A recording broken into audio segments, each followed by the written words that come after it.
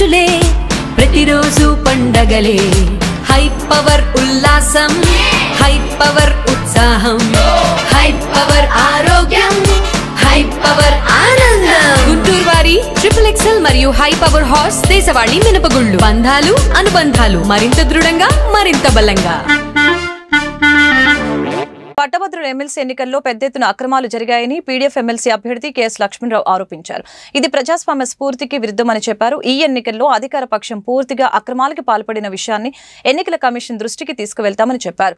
గుంటూరులో ఆయన మీడియాతో మాట్లాడుతూ పల్నాడు జిల్లాలో అనేక చోట్ల పోలింగ్ బూత్ నుంచి మా ఏజెంట్లను బయటకు పంపించడం జరిగిందని చెప్పారు.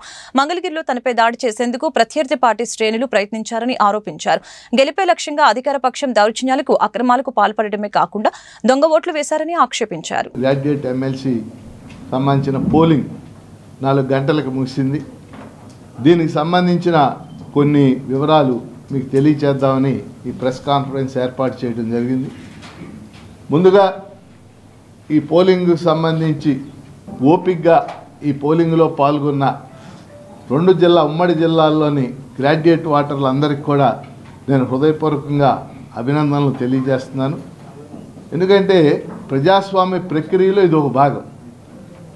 ఇటువంటిది ఏది జరిగినా ప్రజాస్వామ్యాన్ని మరింత పటిష్టపరిచే విధంగా ఉండాల్సిన అవసరం.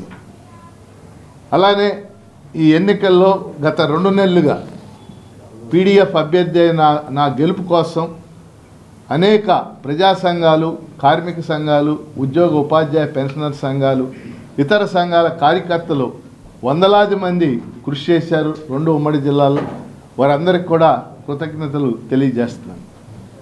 ఇక ప్రధానమైనటువంటి అంశం ఈరోజు జరిగినటువంటి ఈ పోలింగ్ ప్రక్రియలో అధికార పార్టీ ఓటమి భయంతో మరి అనేక అక్రమాలకు తెరలేపింది, అనేక అక్రమాలకు కూడా పాల్పడింది. 3 అంశాలు మీ దృష్టికి తీసుకొస్తాను. 2 జిల్లాలకు సంబంధించి ముఖ్యంగా పల్నాడు జిల్లాలో అనేక చోట్ల మా పోలింగ్ ఏజెంట్లని పోలింగ్ బూతుల నుంచి బయటికి పంపివేయటం జరిగింది. ఉదాహరణకు చెప్పాలంటే వెల్దుర్తి పోలింగ్ బూత్లో అసలు మా ఏజెంట్నే అనుమతించలేదు. అట్లాగే దుర్గి పోలింగ్ బూత్లో ఉన్నటువంటి మా ఏజెంట్ని బయటికి పంపేశారు. అలాగే బెల్లంకొండ పోలింగ్ బూత్లో ఉన్నటువంటి మా ఏజెంట్ మీద అరెస్ట్ చేసి పోలీస్ కేసు తీసుకెళ్ళడమే కాకుండా మళ్ళీ ఎదురు కేసు పెట్టారు.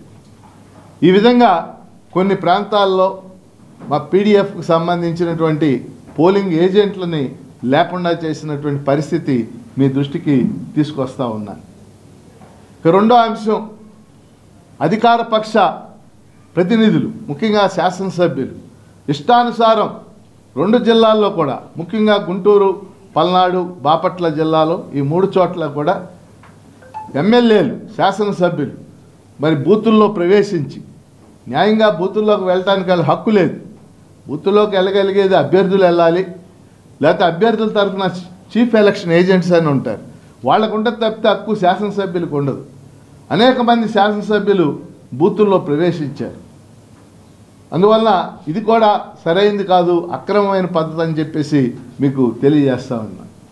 ఇక 3వ అంశం, చాలా ముఖ్యమైనటువంటి అంశం ఏంటంటే అధికార పార్టీ ఒక ప్రణాళికాబద్ధంగా దొంగ ఓట్లు వేయటానికి పథకాన్ని రూపొందించింది. ఆ క్రమంలోనే మరి తెనాలి ప్రాంతం, తెనాలిలో కోగంటి శివయ్య మున్సిపల్ హై స్కూల్లో కానీ, అట్లాగే అమరావతిలో కానీ, అట్లా పెదకూరపాడులో కానీ, ఇంకా అనేక పల్నాడు జిల్లాలో అనేక ప్రాంతాల్లో ఈ దొంగ ఓట్లకి తెరలేపారు. మీకు ఒక ఉదాహరణ చెప్పాలంటే సాధారణంగా ఈ ఎన్నికల్లో గ్రాడ్యుయేట్ ఎమ్మెల్సీ ఎన్నికల్లో ఒక 60% పోలింగ్ కావటం అనేది చాలా సహజమైన విషయం. ఇప్పుడు కూడా యావరేజ్న నేను అనుకోవటం ఒక 65% అయ్యి ఉంటుంది. అది ఇంకా పూర్తి వివరాలు కాసేపటికి కానీ కావు. కానీ మీరు వివరాలు వచ్చాక చూడండి, పల్నాడులో కొన్ని ప్రాంతాల్లో దాదాపు 90% పోలింగ్ కనపడి 90% అసాధ్యమైనటువంటి విషయం.